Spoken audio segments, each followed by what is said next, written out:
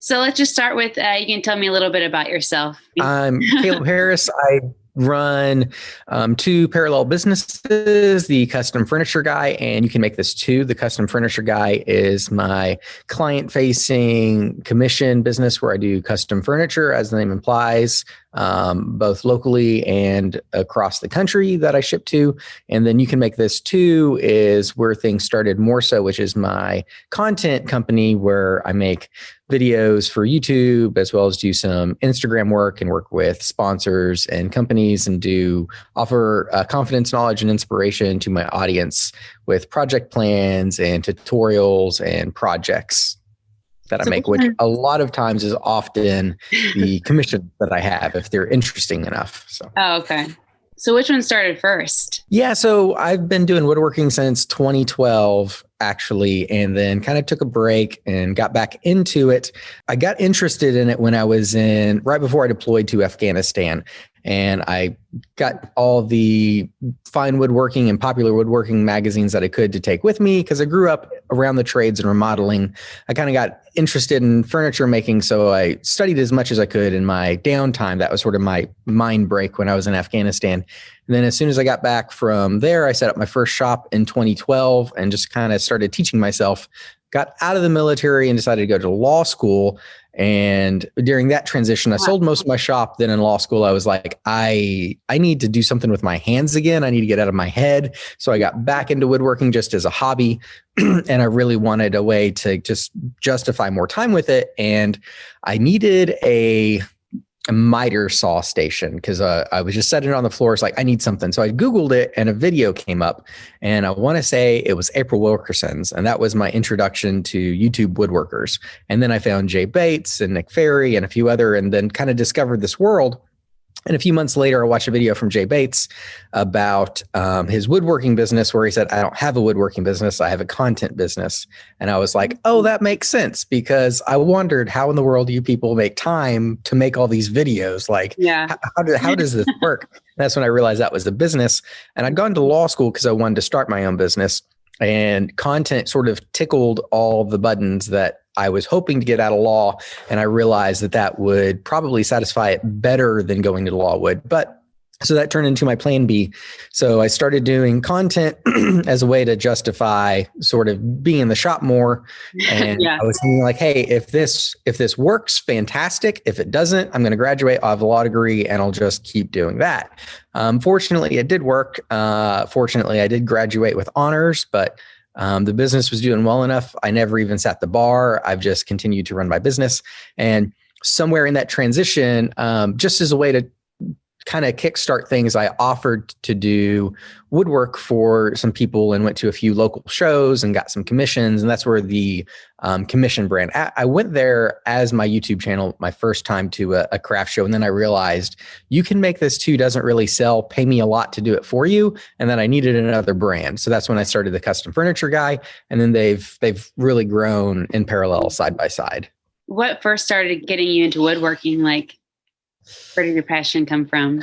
I'm not particularly sure. Like I said, I grew up remodeling and whatnot. So I grew up around tools and in construction, tearing down walls, building walls, swapping out cabinets, roofing, all that kind of stuff. So I was comfortable around it.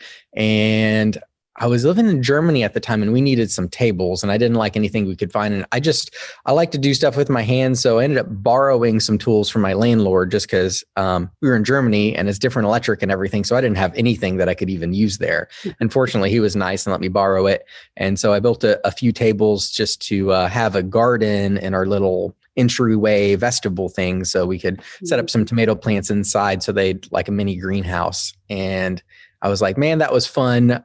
I want to get back into doing stuff, but obviously remodeling isn't great because you kind of have to have a house and you have to own it to like tear into a house. But furniture, you can always do furniture. Like you always need stuff. And then I can make exactly what I want. Seemed like a way to kind of tickle that working with tools and building things desire without, all the commitments that go in with being able to remodel something. Where do you get your ideas from?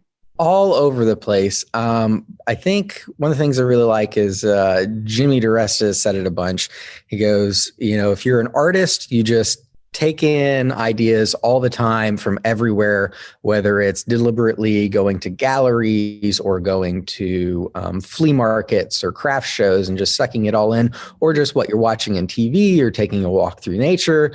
And it all just kind of sits there, and then it works its way back out. Because I very seldom ever, when I have a piece or commission, I'm just like, that's exactly what it is. I love to let my ideas sit and fester, and I normally mull over the design of something longer than it takes me to build it. And fortunately, I'm normally building several months out. So when I have a commission come in, I can normally sit on that design for 2 or 3 months, and it gets tweaked and tweaked and tweaked. And then new ideas come, either they just emerge, or I'll see something that'll be like, that's what's going to take this to the next level. I don't think I've ever built anything off the bat where my first idea is what I build. I just kind of let it sit and keep playing with them for a while. Well, that's pretty obvious because you don't seem to have any like standard furniture. It's all very artistic, and I love it. So you do a great job.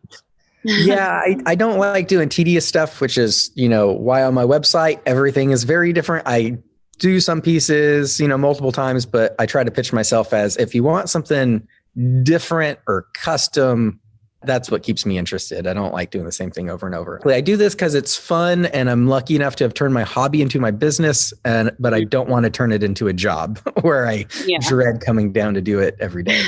So obviously we sell Shelix heads. So I've got to ask a few questions because you installed one in your old jointer. So how has this Shelix had an impact on your woodworking? Oh man, so I'll talk about that joiner just for a second. It was built around the 1900s, just because people watching this might not see that video or know. It's 1900s era jointer that had the Babbitt bearings have been replaced with ball bearings, fortunately, but it was still the original. I forget what it's called. It's not a clamshell, but it's a design that we've gone away from because they're kind of dangerous, which I learned when I decided to finally change the blades, and it threw a knife. Fortunately, I was always really good about keeping the fence set so that the blades were fully covered. So it was just this loud, scary noise, and then just kicked the off button, jumped away from the machine, and took the rest of the day off. And then I was like, you know what? I'm done. I'm never going to mess with knives in that again. It's time to upgrade to a Shelix. And I never used a Shelix, but I mean, I stay involved in woodworking, so I open magazines and watch YouTube. So of course I know about the, carbide cutter, helical and the Shelix and all that stuff. And I was like, I'm just going to go to the source and get the Shelix, because it seemed like you guys were one of the first, and you have the helical design as opposed to just a spiral design. So you actually get the true shear cut. I was like, if I'm going to spend the money to do this, I want to get the right tool for the job. And it took that planer from being something that was just fun to use because it was an antique piece and large, so it helped because it is 12 inches, to one of my best machines in the shop, because it went from like, it just gets the job done of flattening things to like, I can go right to finish sanding this piece. Like I don't have to do anything else to whatever side goes down. And it actually wasn't too long after that, I had a Woodmaster planer. Just a few months after that, I went to Woodmaster because they have a weird head, but they offered a Shelix head, and I ordered it from them because I was like, this is absurd. I have a Shelix in my joiner, but then I run it through the planer and ruin that face. So it hooked me on, carbide Shelix cutter heads. I'm like, I've got to have it in everything. If I could flip the board over and plane it on my joiner, I just do everything on that because it comes out so nice, and it was so quiet. And it actually helped my dust collection too, because before I didn't even bother because the chips were so big. I knew if I tried to hook it up to dust collection, I just clog it. But because it takes such smaller chips, when I did add some dust ports to that old machine, like I have probably 98, 99% dust collection. I added some little cutoff brooms around it where there were big holes, because obviously when this was designed, dust collection was someone's kid they let work in a shop with a broom. So they didn't even think about how to collect the stuff. But I was able to retrofit it. And with the Shelix, it's so quiet, glass smooth finish, and almost perfect dust collection, which is unbelievable from, a machine that's 120 years old. Do you believe it was worth the economical investment? Oh, hands down. and even more than the economics, Or I'll go talk about the economics a little bit more. I think the time savings I get out of it is unreal. The peace of mind is even more because I've never liked changing straight knives. And especially after having one thrown, I don't ever want to do it again because you got to make sure everything's torqued just right. And it's there's a whole sequence and procedure to tightening the bolts in a certain order, then coming back and retightening them, making sure nothing's loose, and just the alignment. There's a reason why hobbyists tend to buy a machine and they'll use it till the blades go dull, and then they sell it to upgrade because it's easier to just pull out the pocketbook than it is to change knives on a jointer. But with a Shelix, if I do nick a knife or when they get dull, all it is a torque screwdriver and I rotate them and it self-aligns and everything's perfect. So just the time savings and the peace of mind are worth it besides just the strict, getting a better result for the money I spent, not having to sweat changing knives and the speed that it is to just rotate a cutter head if I nick one. All around so much better and worth it. But what are the pros to using a Shelix over a standard blade? So the pros to Shelix over a standard, I would say, is a much, much smoother cut. I've also noticed less resistance, which was another thing. Granted, I had dull knives, but when I switched from the old cutter head to the Shelix, and even the little bit of planing I was able to get done with the new knives before one got thrown, the amount of resistance was so much less. It just went a lot smoother. The machine's also a lot quieter and better dust collection because you're making smaller chips, so they're easier to evacuate. All right. So would you recommend a Shelix to a novice woodworker? I would recommend a Shelix to a novice over straight knives just because I feel like they're going to get a better result with less straight. Because you use it all the time, probably because it's your job. But what about like a hobbyist? If you have the funds, I would say absolutely. Just because I do understand if you can't afford it, you just can't afford it. But as a hobbyist, your time is even more of a premium because you're probably only going to be able to get out into the shop on the evenings or on the weekend. So anything that takes a process and makes it faster, which the Shelix does, is bonus. And what it's really saving you on is sanding time, which is what everybody hates. So if you can put a Shelix in your machine and cut down on how much time on your weekend you have to spend sanding, which is the least fun part of your hobby, by all means do that so you can get on to your next project. That's some really good points.